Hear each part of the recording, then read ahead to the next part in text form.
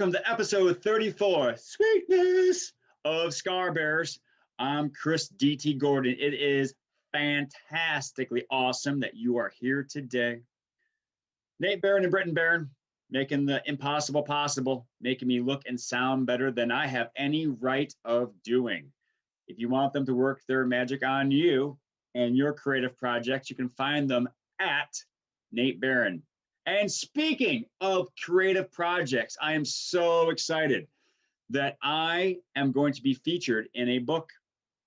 Blue Talks has released not one, not two, but 3 volumes of inspirational stories, and I am included in volume 3. If you want to pre-order your own copy of Blue Talks Presents Business, Life, and the Universe, Volume 3, and maybe Volumes 1 and 2 as well, you can find it at Blue, B-L-U, talksbook.com. So please check that out. I want my story to be shared and enjoyed and to be a help to anyone who can take some meaning from it. Well, today, speaking of inspiration, I talk with my new friend David Figueroa. Figueroa. He, like me, is a teacher of middle school students and a fitness enthusiast. However, he is so much more of a warrior than I am. He has been battling cerebral palsy all his life and has been making extraordinary strides in not only his own improvement in physical fitness, but helping others do the same. I really hope you enjoy our conversation. Today's sponsor is gas stations. Gas stations. If it weren't for them, what would a bad gift giver do? All right, I hope you enjoy my conversation with David. Hey, welcome to our conversation with David Figueroa. David, how are you today? I am doing pretty well. Just enjoying the time and enjoying the time for being here. For it's an honor and a privilege to be here on Scarborough. Your very nice show that you have going on so far. Thanks, David. I really appreciate that. And it is an honor and privilege for me to have you here. I have been looking forward to talking with you for some time now. And what I really like is we have quite a bit in common. First of all, we're both middle school teachers. And what do you teach in middle school, David? I teach English language arts, so reading. I work with kids that are inner city children that have that come from broken homes. They may have parents that are working full time or parents that may have been caught up in the law, so they need that support in the school system. So that's where I come in. I kind of help, of course, teach reading and English in the classroom, but I also double as a mentor for these children to kind of help them achieve that promise of, hey, if I can work really hard and I can be around this person that is very influential in my life, I have something to look forward to later on. That's fantastic. And I really applaud you for stepping up and filling that role for them. And so thank you very much. And something else that we have in common is we're both physically active. I like to run and perform in Taekwondo, and you like to lift weights. But I think we have a little different reason for doing our activities. What's your reason for being so physically active, David? Oh well, in that retrospect, well, I suffer from cerebral palsy. So as you know, being born with cerebral palsy, your body tends to break down quicker if you're not physically active. I believe it or not, I myself in my younger years used to be a three-sport athlete. So I used to do baseball, football, and cycling. And I was also a three-time state champion in cycling. I won 3 state titles from '01 to '03.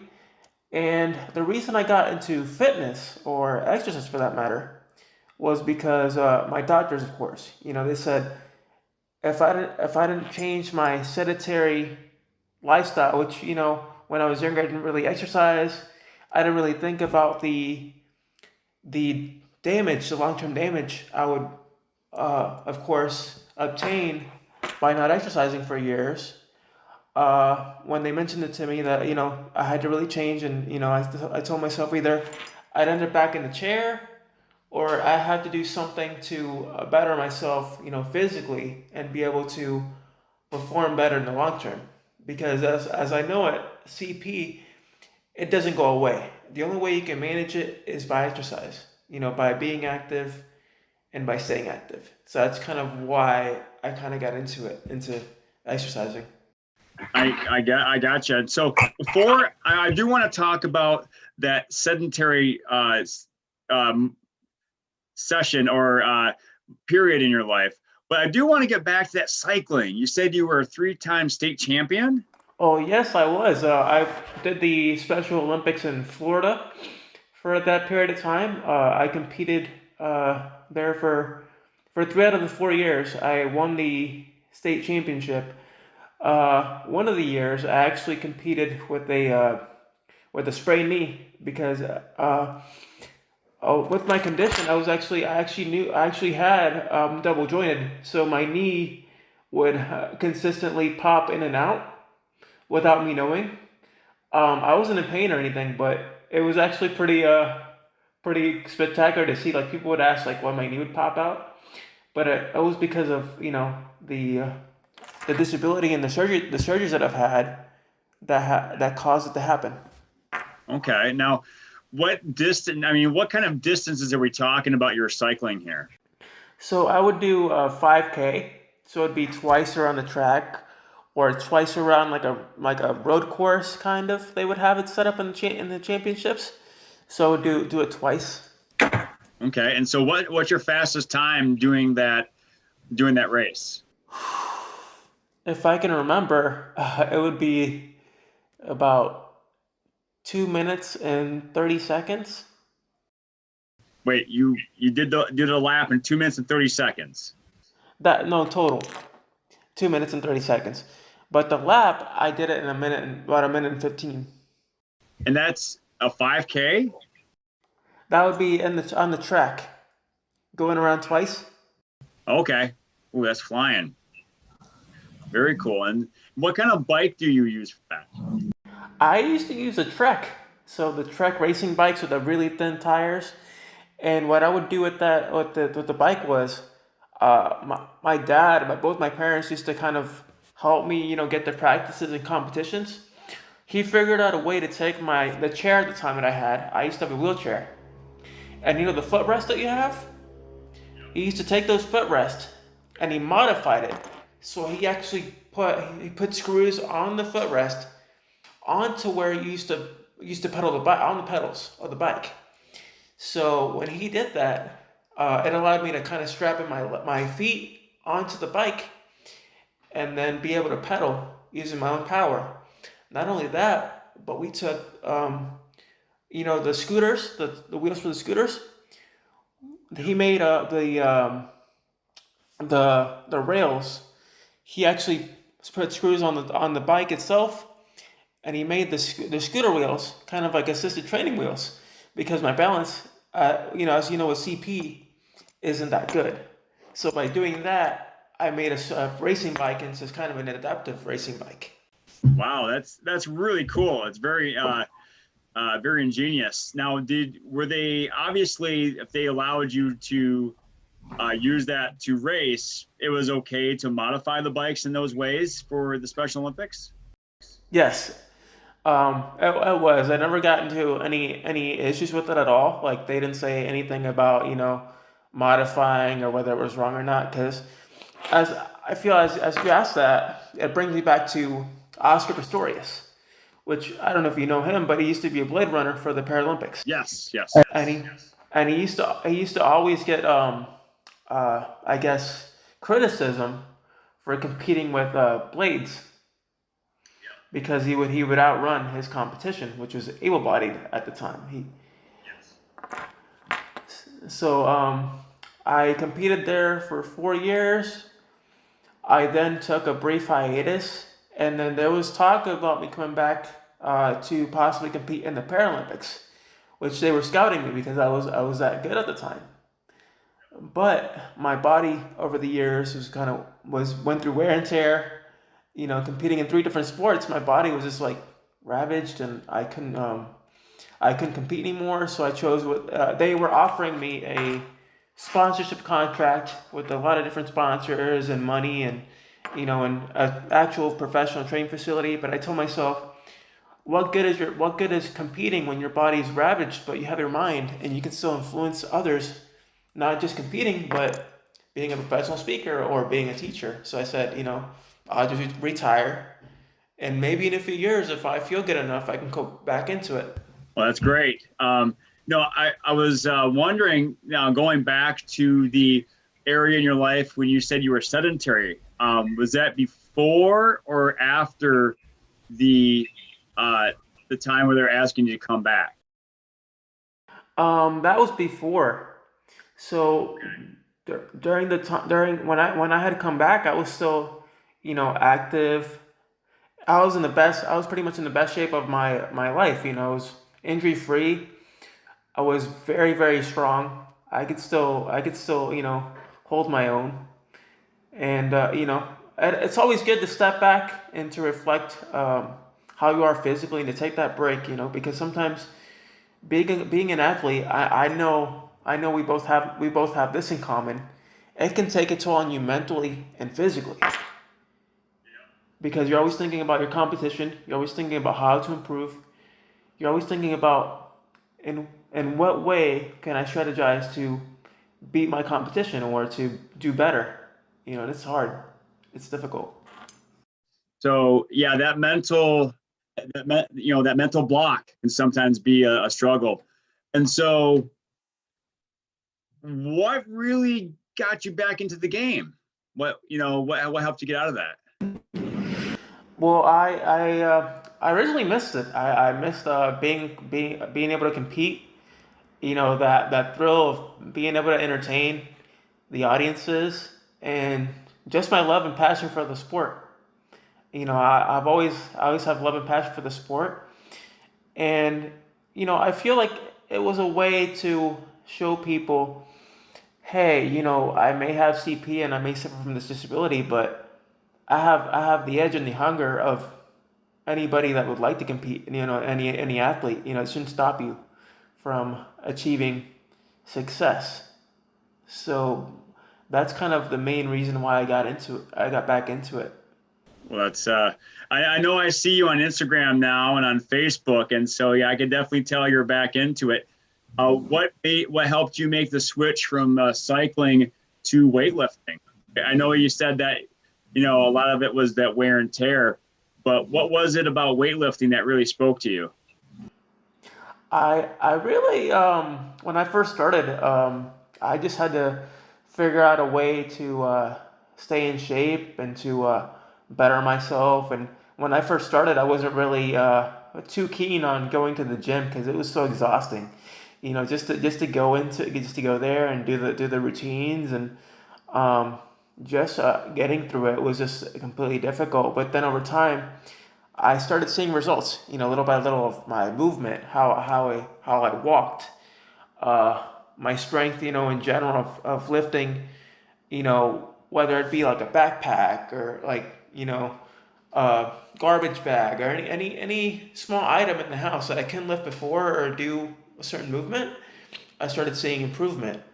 And then also, by staying in shape, I can, there's a longevity factor. My longevity increases, versus if you're sedentary all the time, you're going to put on the weight, and it's not the good kind of weight either. You're gonna be you're gonna be gaining weight, and it's difficult for you to move around. And I know that for my body, by staying active and staying fit and going into weightlifting, um, I've been actually been able to do better and I feel better about myself. And I feel by getting into weightlifting, you can see that people are like, whoa, this guy who has a disability, who has cerebral palsy, is lifting all this weight, and it's like I try to do something like that. I can't do it, but it's just a matter of your positive mindset, having the willpower to step in every day and just getting to it, just getting it done, just being positive.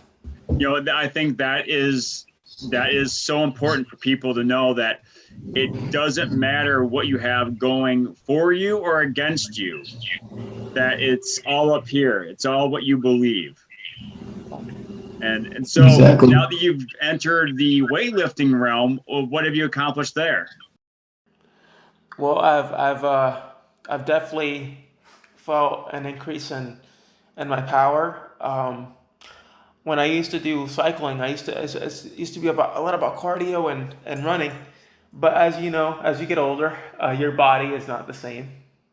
I'm gonna be honest with you. I'm almost 30 years old, but there's some days where my body feels like it's 40 and 50. It feels like it's breaking down, but it's just part of life. Your body's not gonna be the same. You have to find a way to adapt into it. 40 isn't that bad, I'll tell you, David. It's not all, it's not all the horror show that people may make it sound to be. So don't worry about that. But I totally understand where you're coming from.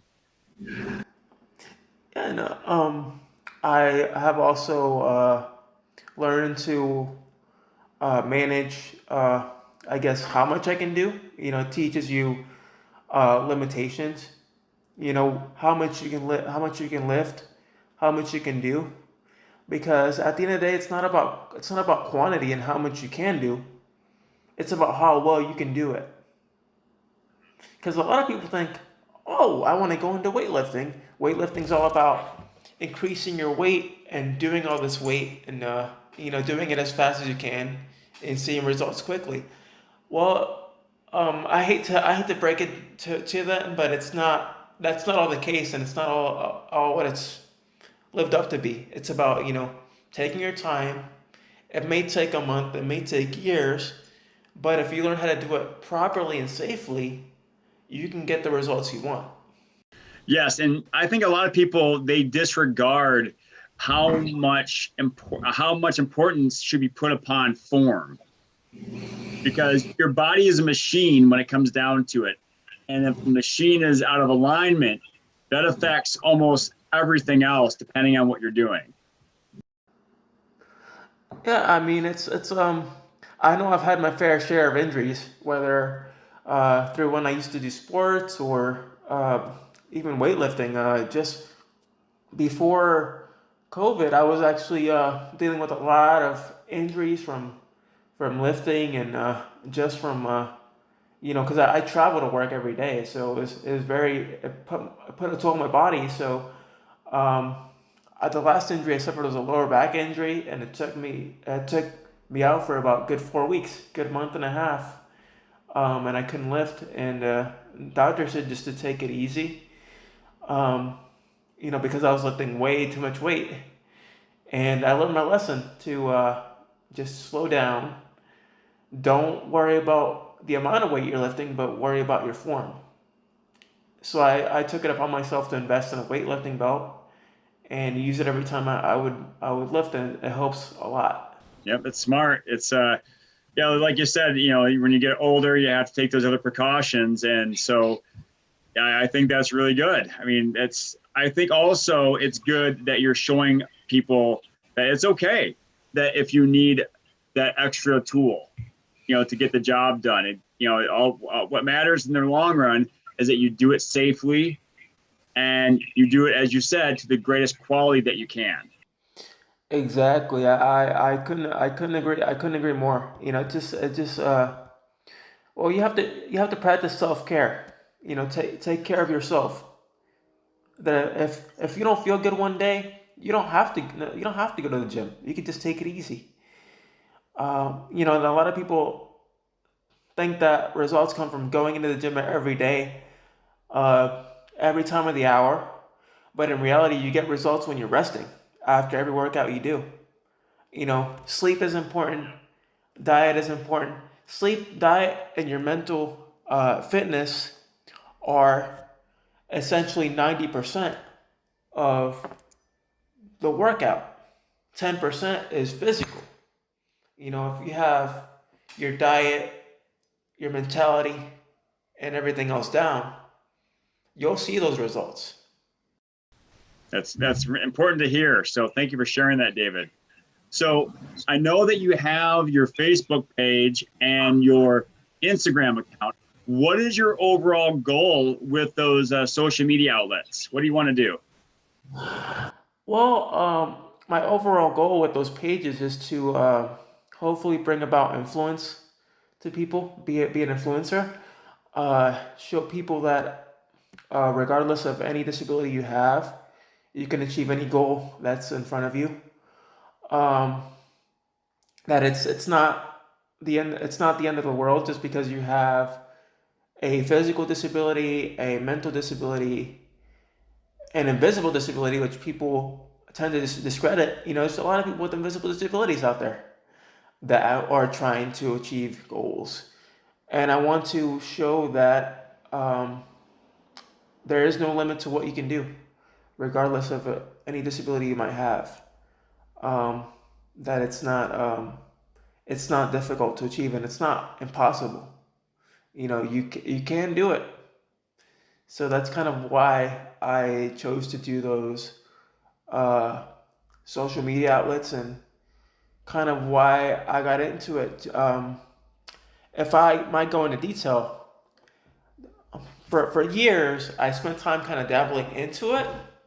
Uh, I've had individuals, friends of mine, family of mine, that would be like, "Hey, you should get into motivational speaking, or you should get into use your talents to influence others." And over the years, I said, it's not going to get me anywhere. I don't feel like it's going to be a huge influence or huge impact. Uh, and it wasn't until 2018 that I said to myself, the heck with it. Why don't I just go for it, and we'll see where it goes. And I was so wrong. I mean, I've gotten so many messages from people, from parents of their children, saying that they've seen my blog or they've seen my page, and they're like, I wish my child ends up being like you one day. And that's the best part of it. That's the best part of doing this, what I do. Well, I know I greatly appreciated, seeing you, working out every day and being that beacon of hope and light for everyone. So I greatly appreciate that. If there were one message that you were to give people right now, what would that be? That message would be that never give up hope on your dreams. Uh, Always remember that people do look up to you, even though you don't think that. Uh, People do value you. People do appreciate you, regardless of disability or any kind of difficulty you face in life. The thing that I use this saying always when I speak in front of different groups and organizations. But people with disabilities, they can be teachers, they can be lawyers, they can be athletes, they can be anything they set their mind to be. It's about what's in here and your heart. You know, if you believe in yourself every day and you push yourself every day, then you will achieve success and you'll achieve your goals. Versus if you pity yourself every day and you're always negative and you don't push yourself to the very limit every day, then you'll fall and you won't achieve your goals. Um, the main of course I've had a major influence in my life, and that was my stepmom. She would always tell me, "Hey, my pity box is broken. You can do it. I believe in you. Don't give up on what you're trying to do." And she definitely pushed me every step of the way, everything I would do. And so I wanna let people around me know that if you have a good positive support system too, they can help you get ahead. Whether it's a teacher, your parents, your friends. That's what's always important. What's always important is your friends and your family. But at the end of the day, it's up to you whether you want to achieve your goals or not. Excellent. Well, Thanks, David. I greatly appreciate you sharing that. What do you have going on in the near future? What's your next goal? Well, right now I'm currently well, with the program that I work for in our schools. It's called AmeriCorps. Have you heard of AmeriCorps before? I have. I currently serve with OPAS, which is the middle school side of the program. I have served for 4 years, which is the maximum amount of time you can serve. I'm currently a team lead for my own team, my own group.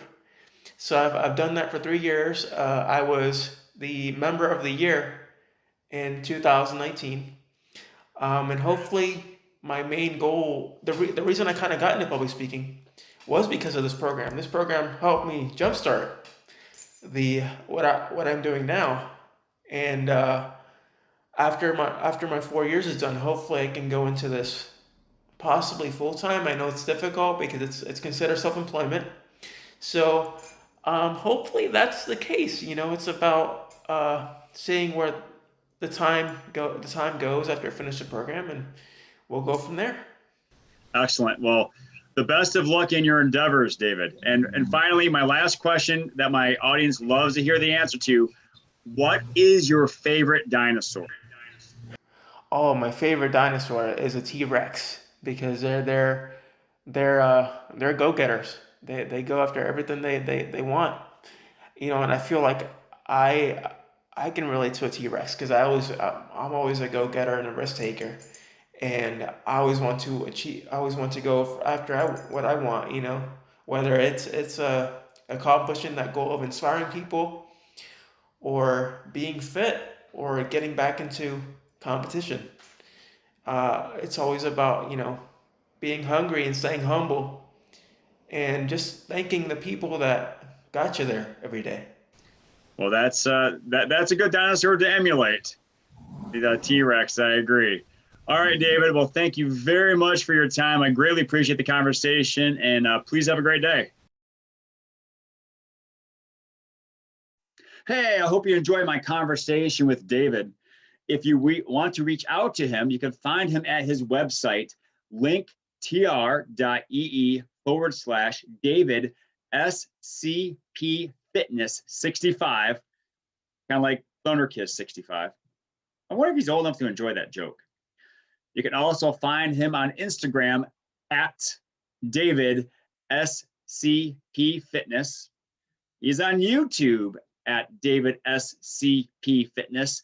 And you can also find him on his own podcast, Cerebral Palsy and Fitness Podcast. That's on Anchor.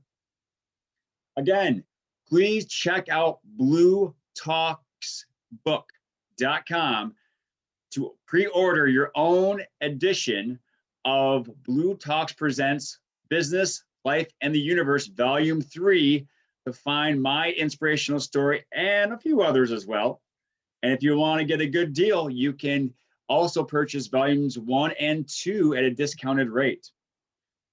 Please like, subscribe, share, other verbs, my podcast episode here, as well as the YouTube episode, and just share the word. I want my stories to get out to help inspire people, because if a story isn't shared, it's not doing its job. So please share these stories. All right, am I forgetting anything? I don't think so. I said the book. I mentioned David stuff. I talked about the website. I think I'm good. Oh yeah, if you celebrate, have a Merry Christmas, Merry Kwanzaa, Merry Life Day. I hope you had a great Hanukkah. And if you don't celebrate any of those, just have a great day. All right. Thanks a lot for being here. Pass on perfection and go for greatness.